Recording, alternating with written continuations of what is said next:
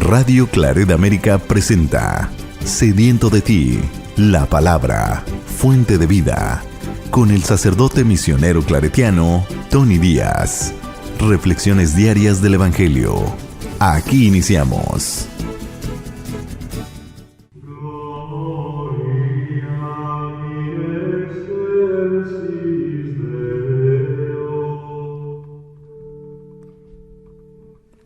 Bienvenidos hermanos a nuestras reflexiones del Evangelio del día. Hoy es martes de la 18ª semana del tiempo ordinario. Martes de la 18ª semana del tiempo ordinario.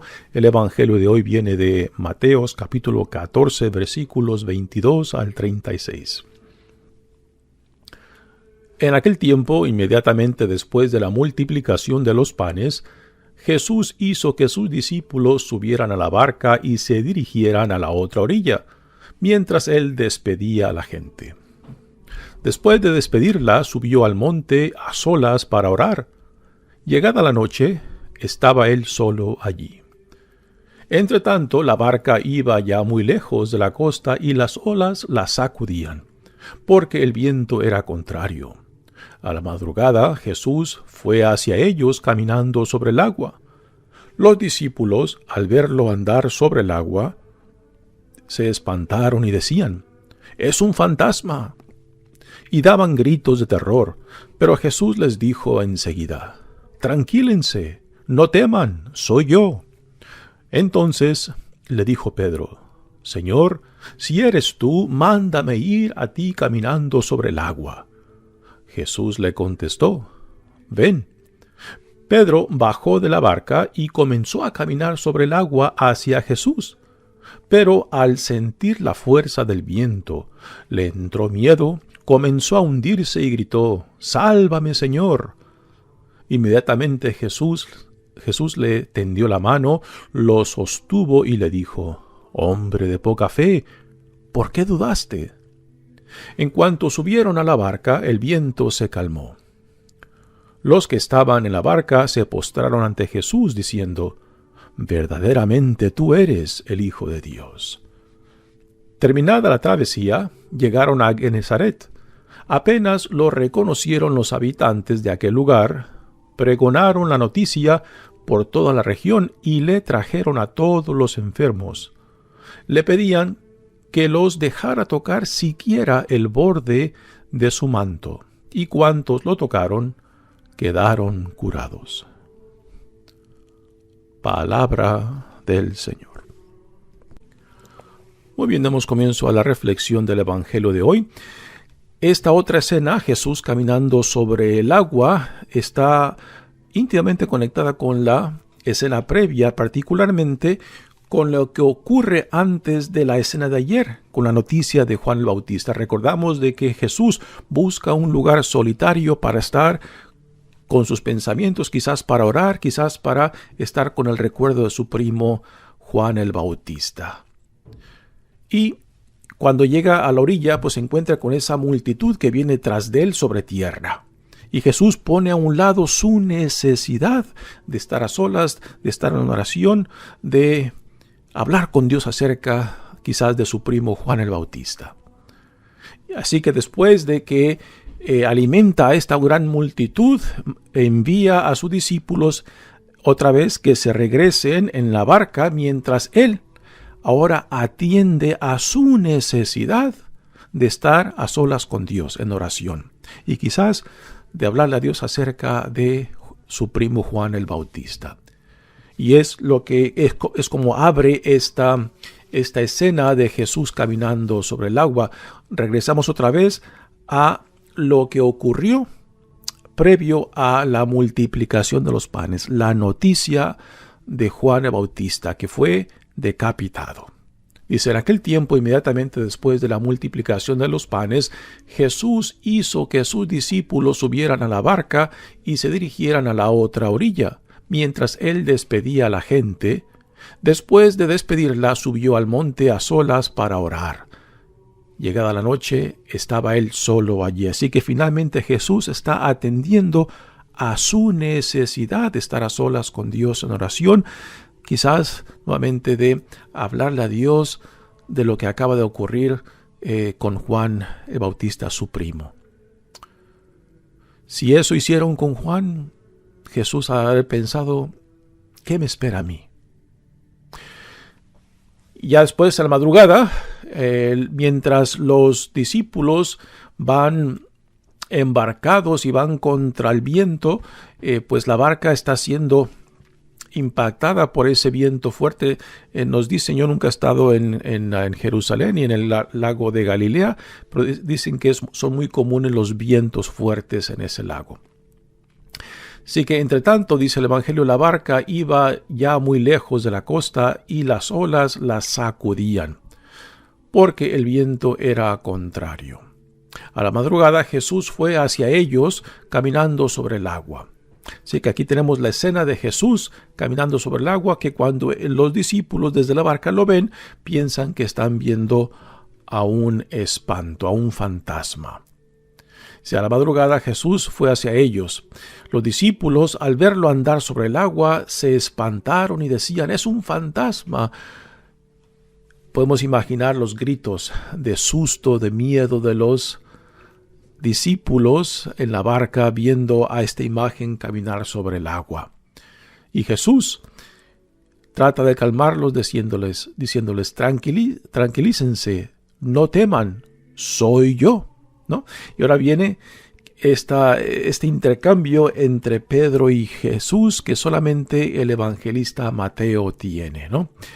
Entonces le dijo Pedro, Señor, si eres tú, mándame ir a ti caminando sobre el agua, ¿no? Y Jesús no lo piensa dos veces. Le dice, vente Pedro, anímate, camina, ven hacia mí sobre el agua.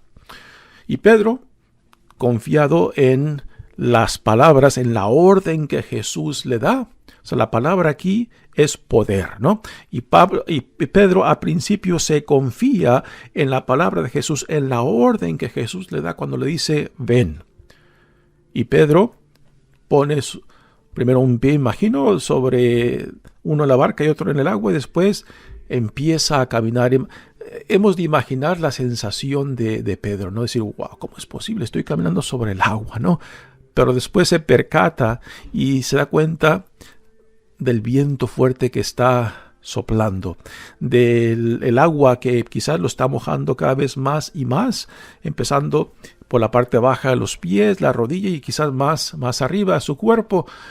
Y entonces quizás es ahí donde Pedro se da cuenta, ¿pero qué estoy haciendo? ¿Qué loquera es esta, no? Caminar sobre el agua. ¿Quién puede caminar sobre el agua? Y es cuando el miedo lo invade. Es esta idea de que el miedo lo invade es impresionante, porque el miedo tiene una gran capacidad de paralizarnos. El miedo tiene una tremenda capacidad de apagar la esperanza y la fe, porque lo que hace el miedo es nos pone unos límites muy humanos, ¿no? Unos límites que no ven más allá de nuestras narices, no ven más allá del miedo, ¿no? Y para que no permitamos que el miedo nos paralice, tenemos que ir más allá del miedo. No de que neguemos el miedo, no de que pretendamos que el miedo no existe. No, es algo muy real. Pero tenemos que poner los ojos más allá para poder ver más allá del miedo. Y aquí es Jesús donde le dice a Pedro, ¿por qué? ¿Por qué dudaste? Palabras interesantes, porque Pedro ya había empezado a caminar, y fue cuando él quitó los ojos, quitó la vista de aquel que lo había llamado, de aquel que le había dado la orden a decirle, ven hacia mí. Y al quitar los ojos de aquel que lo había llamado, que le había ordenado, es cuando el miedo lo paraliza, cuando él se empieza a hundir. Ahora, las palabras de Pedro son impresionantes. Sálvame, Señor, ¿no? Y de cierta manera también son muy, muy propias también para nosotros cuando nos damos cuenta de nuestra necesidad, de nuestra incapacidad de salvarnos a nosotros mismos, ¿no? Y decimos, Señor, sálvame. Y son palabras muy apropiadas cuando reconocemos nuestra necesidad. del Dios que en amor nos crea, en amor nos sostiene y en amor también nos salva, ¿no? Y es esta, fundamentalmente, la actitud a la cual somos llamados ante Dios, de que si no reconocemos en nosotros esta necesidad de nuestra relación con Dios, entonces, si no hay esta necesidad, no hay fe, no hay necesidad de Dios en mi vida. Solamente cuando yo reconozco la necesidad de mi relación con aquel que me ha creado, con aquel que me sostiene, con aquel que me llama, entonces yo necesito de esta relación, necesito de esta comunión con Él, ¿no? Es lo que Jesús revela en su propia vida. Jesús no se le puede entender sin su relación con Dios Padre, puesto que Él existe para hacer la voluntad de Dios Padre. Y por eso Él necesita de su comunión con Dios Padre, no solamente para ser quien es, sino para llevar a cabo la misión que Dios Padre le ha encomendado.